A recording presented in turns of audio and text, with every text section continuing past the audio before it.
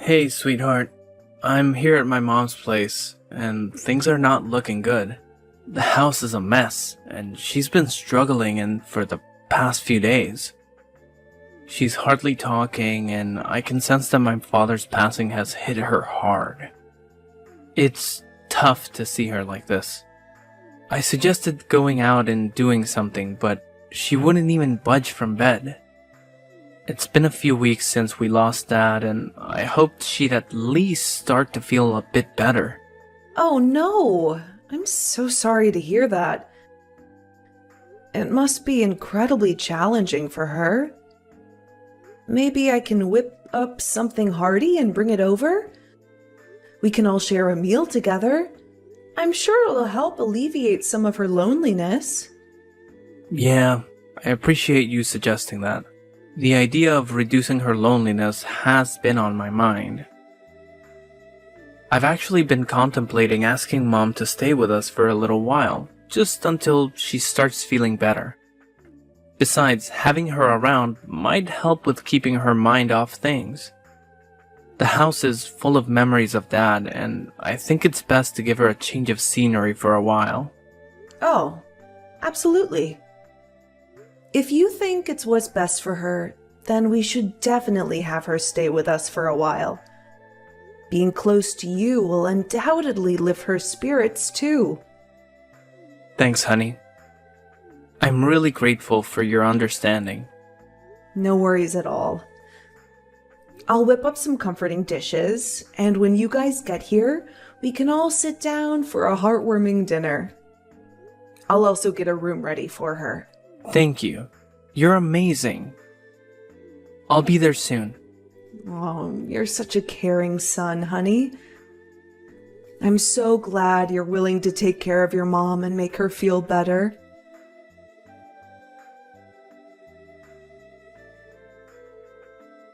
Hey Lillian, I need you to help me buy something. Hi, Sandra. Yeah, sure. Do you need anything from the grocery store? I'll get it for you when I pass by the store soon. Yes, Lillian. I need you to buy me caviar from the store at Greenwood Street, one my husband used to go to. Just mention his name and they will know what it's for. Remember, I don't want the one in the brown tin because they're cheaper and not something my taste buds would like. I want you to get the one in a small blue tin that is my favorite caviar. I want you to get 3 of them alongside some freshly baked bread.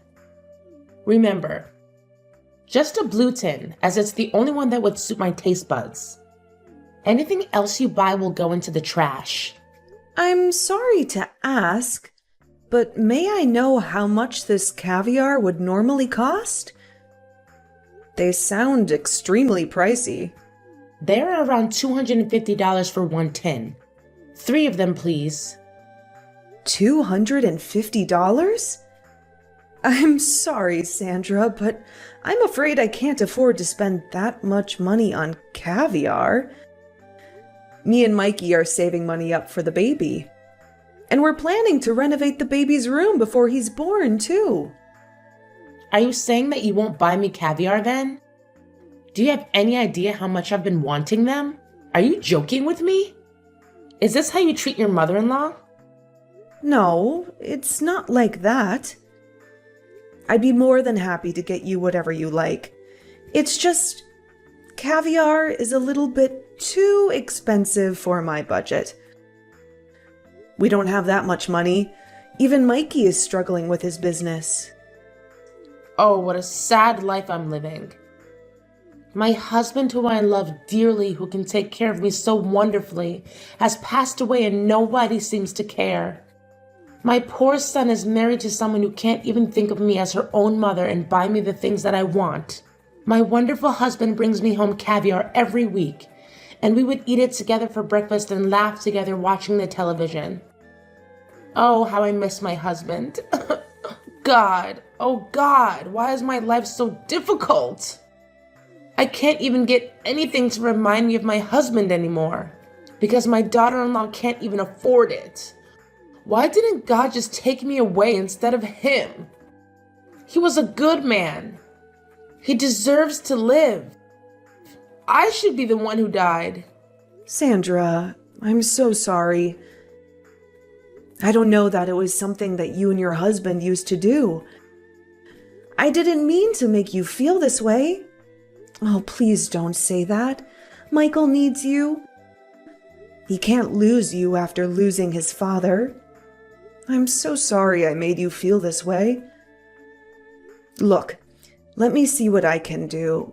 Perhaps I can push certain plans for the baby. Don't worry about it.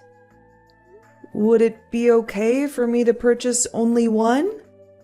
Do you not get it, Lillian? 3 is the right number. My husband would bring 3 packs per week for us to eat. Why are you trying to ruin a tradition? Just because he's dead doesn't mean I should forget about it. No, that's really not what I meant, Sandra. Don't worry. I'll try to see what I can do and get you the caviar. I'll see you at home. You better come back with those. Or else, what is the point of me living in this house if it only brings me nothing but misery?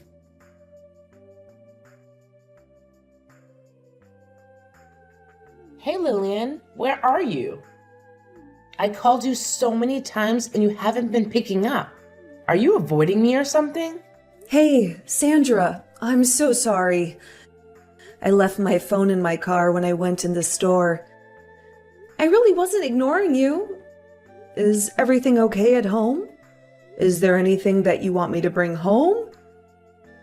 I can bring home some lunch and we can eat together, if you haven't had anything yet for lunch. Yes, lunch would be great. I need you to buy me the pastrami sandwich from Big Mike's Diner. I want one without any extra sauce.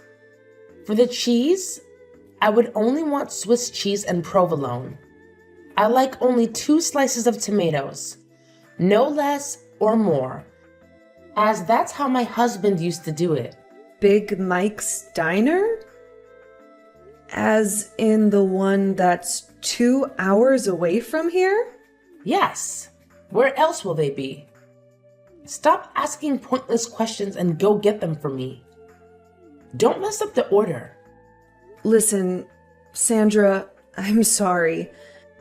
And I'm not trying to be rude, but I don't think I can drive 2 hours to get the sandwich. Maybe we can ask Michael to get it in a time when he has free time. I have a doctor's appointment in an hour. If I get the sandwich, I won't make it to my appointment. I don't care about your doctor's appointment. You can do that anytime. Can't you reschedule? I really want this sandwich and I don't want to wait for another day just to eat them. I'm sorry, but I really can't. I can't just simply cancel my doctor's appointment. I need to check on the health of the baby, your grandson. Plus, I don't think it would be healthy for me to be driving that long when I'm 7 months pregnant. Excuses after excuses. Don't be such a baby. When I was pregnant with Michael, I did all sorts of things and I am doing fine, and so is he. I know this is just one of those excuses you make so that you can make me more miserable than I already am. Why is it so hard for me to get the sandwich that my husband used to get for me? It's one of the memories left of him that can help me go through the day when things get hard. My husband would never make excuses like you. My poor son, Michael. I wonder how he survives living with you all these years. God, why won't he just take me away? I want to be dead with my husband. I don't want to live here with this horrible woman. Sandra, please don't say that. That is not true at all. I have nothing against you, and I would never want to make you miserable. Please don't wish death upon yourself. Look, maybe I can go tomorrow. I'll be freer then. No! I already told you. I want it today. I've been thinking about it non-stop today. Are you trying to torture me by making me wait another day? My husband would never make me wait for things I really want. Oh God, why can't you just take me away too? Fine, Sandra.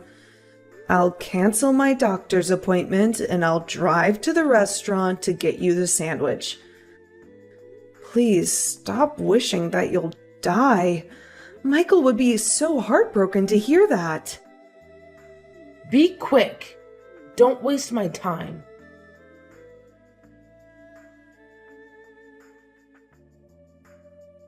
Hey, Sandra?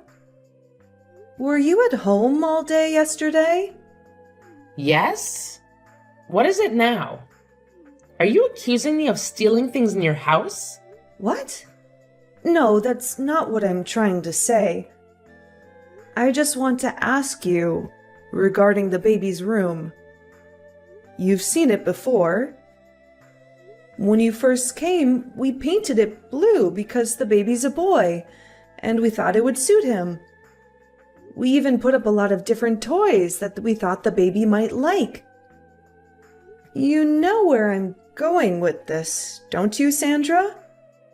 The color is hideous. I don't feel good looking at it. And I believe the baby would feel the same way as me. What do you mean? The blue color of the room that you painted? It's hideous. It really doesn't suit the baby. It's better off with the current color. I love it more this time. So it was you who changed the color of the room without our permission. I'm sorry that I have to say this, but that is very disrespectful. That's my baby, and I deserve to know anything before you make changes to anything. Plus, this is my house. Just because we let you stay here doesn't mean you can make all the decisions that you like behind my back. Oh, I didn't know. I have to be asking permission to make changes in the house that my son lives in? What a disrespectful thing to say to me without me raising my son to be like the man he is. He wouldn't be here to be the good man for you. You should be more grateful that I even agreed to stay here. I don't understand what you're trying to say. I've been kind enough to let you stay here while you've been dealing with this death. And you're ruining it. How exactly am I ruining your healing for you? My husband hates the color blue. It reminded him of the big blue house he grew up in. It was an abusive household. We ensure to always eliminate the color blue from our house. I don't understand. Why can't you do the same? Look, I'm really sorry about what he went through, and I understand how it could be hard for him. But I still don't think it's right for you to apply the same rules to my house. It's not fair to me. Fairness? Is that all you care about? You think the world is fair when my husband is taken from me? No, that is not what I'm trying to say. That's enough. No need to speak to me. This conversation is making things harder for me, and I don't want to deal with it.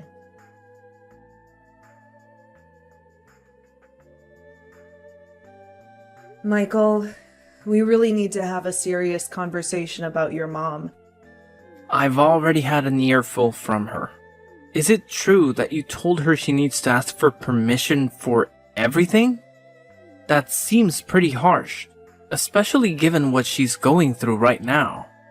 Look, I completely empathize with what she's dealing with, but it's disheartening that I'm ending up as collateral damage in the process. Have you had a chance to hear my side of the story? She's been trying to take control of everything that I'm doing. You're making this much more complicated than it has to be. She's my mom, and I really need you to refrain from speaking about her like that. I'm just asking for a bit more understanding of her situation. She's navigating through a lot, and I'm hoping you can cut her some slack for a few more weeks until she gets back on her feet. Fine. I'll do it for you and out of respect.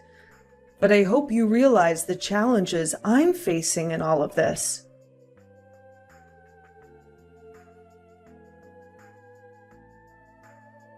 It's going to be Benedict Arnold Jr. Sorry? What are you referring to, Sandra? The child, of course. What? Are you talking about my baby? My son? Who else would I be talking about? The name of that child would be Benedict Arnold Jr. Wait, what are you trying to say? Sorry, Sandra, but that's not what I'm naming the baby. Mikey and I have already discussed the name. We will be naming the baby Harold, after my father, who did a lot for me growing up. I disagree. He should be named after my husband. Your second child can have your father's name if you want to, but the first one should honor my husband.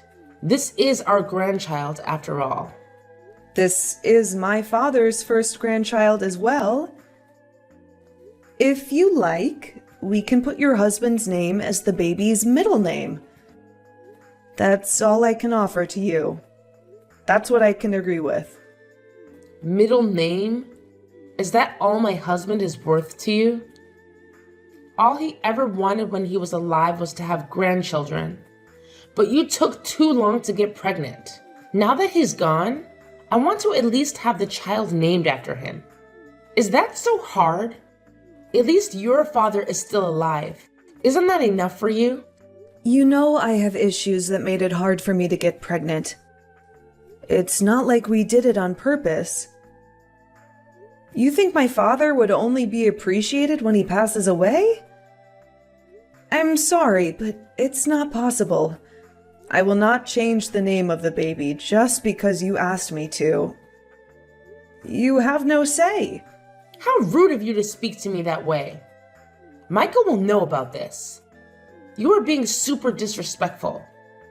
That's not a way to speak to your mother-in-law. You know I'm still grieving.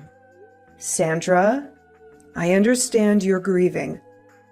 But my decision about the baby's name is not up for negotiation. We can discuss this calmly and find a compromise. But disrespectful accusations won't help anyone.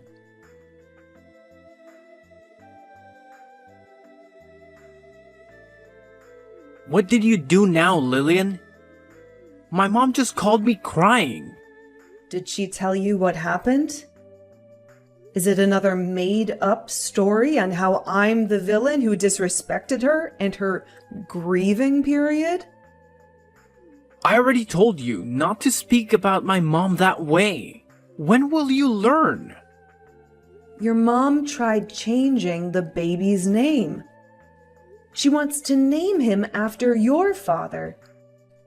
We agreed we would name him after my father.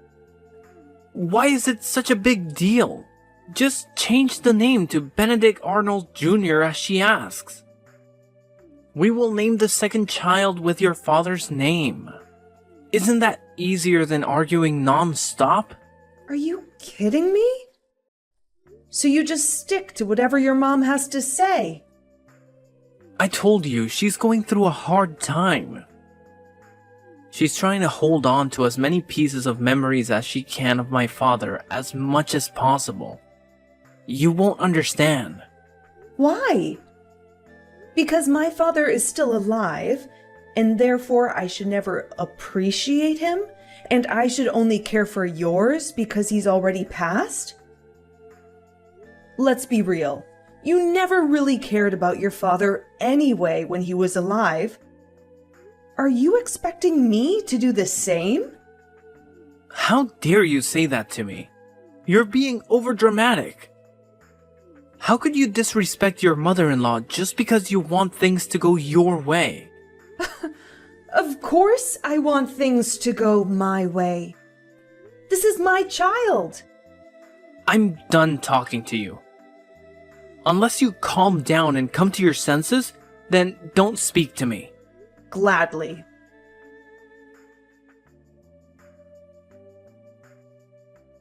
I will be in the labor room with you since that is my grandchild.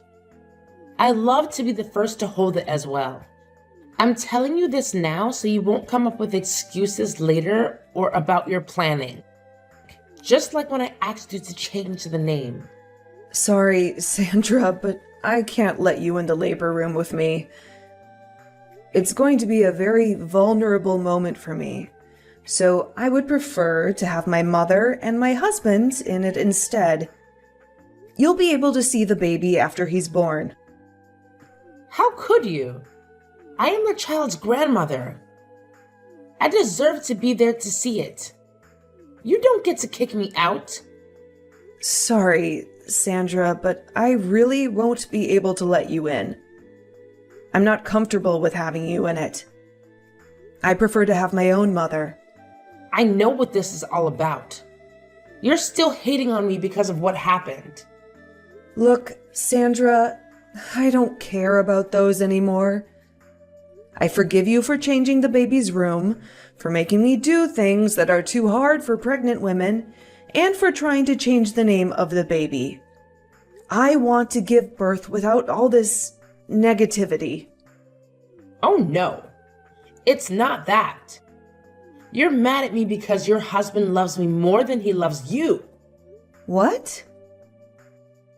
I never thought about it that way. Of course you did. You've always been the jealous kind. You are always so visibly upset that he would choose me over you. He loves me more than anything. He's your son.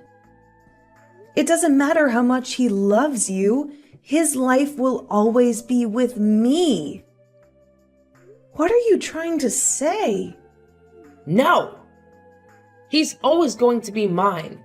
You stole him from me. And now you're stealing my grandson from me. I will never let you do that. You're out of your mind. I hope he divorces you. You're a selfish bitch.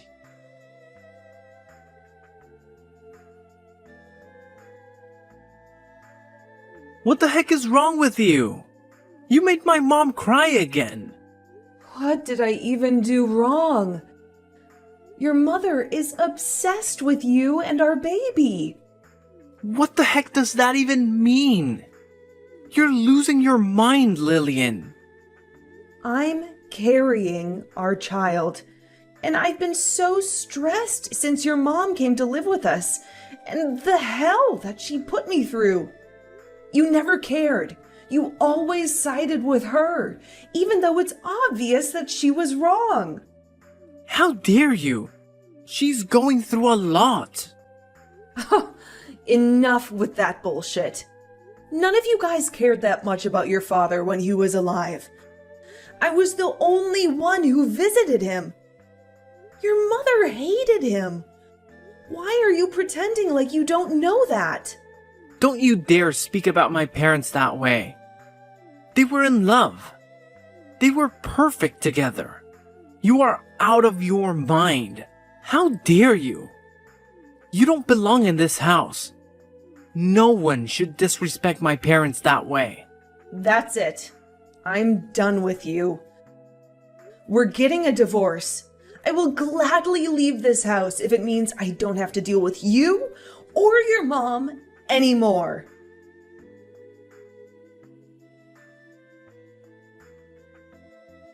What are you even doing? Moving all your things into my house and locking me out? You don't deserve to even step your dirty feet in here. Come back and take all your things with you. Sorry, you mean my house? Can you please stop trying to open the door?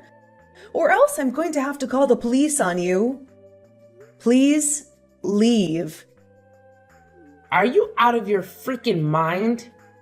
This is the house that my husband and I have been living in forever. It's my house now that he's dead. Get out and let me in. How do you even have the key? You thief? Oh, you must have not heard. Heard what? Get out. Your husband wrote to me on his will that once he passed, this house would be passed down to me. You don't get a cent of his money. You can stop pretending now, Sandra. You never cared for him. You were abusive to him. You even brainwashed Michael to hate him. Initially, I thought it was guilt that changed you, but I figured it out. It was all an act. You don't care that he died. You only care about his money. What? That's impossible. Why would he give it to you and not me? That's ridiculous. Is it though? I took care of him like he was my own father. I cared for him more than you and Michael did. Oh, that poor guy. He died knowing that you are all going to be chasing his money. If you have any issues with the will, please contact his lawyer. They will explain everything to you. But for now, please leave me alone and leave my property. Or else I'll call the police on you. Wait! No. Lillian, listen. It wasn't an act. I do care for him. I care for you too. You're the best daughter-in-law. I'm sorry for everything. I knew you would say this. Enough. And leave my property. The police are on their way.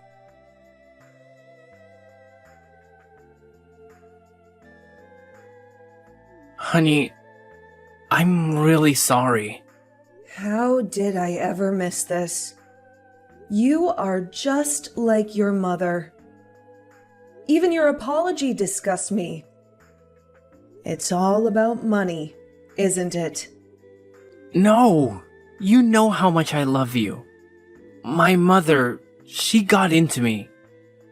But I know better now. I know better now too. I know not to trust someone like you and your mother. Leave.